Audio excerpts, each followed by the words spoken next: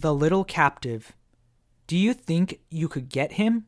You can't, if you try ever so hard, said little Bessie to her dog Carlo as he sat by her side on the grass one fine summer's day. As she spoke, she held high above her head a dear little robin. An hour before, while walking in the fields, she saw Carlo in the distance playing with something upon the ground. On coming nearer, it proved to be a nest with one poor little bird in it. Taking the bird away from the dog, she seated herself upon the ground to smooth the little creature's feathers and calm its fear. After placing it in the nest and covering it with her handkerchief, she took it home, put it in a cage, and gave it some food, which the bird seemed very glad to eat.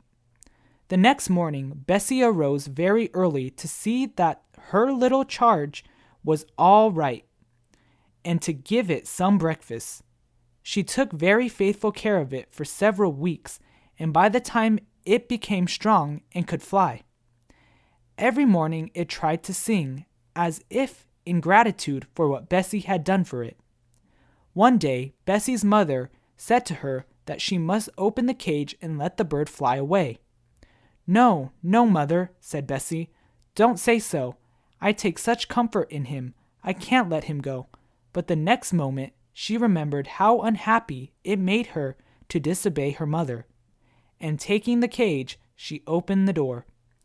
To her great surprise, her little captive did not care to take the freedom offered him. After a while, he seemed to understand that he was expected to come out of the cage. And what do you think was the first thing that the little bird did?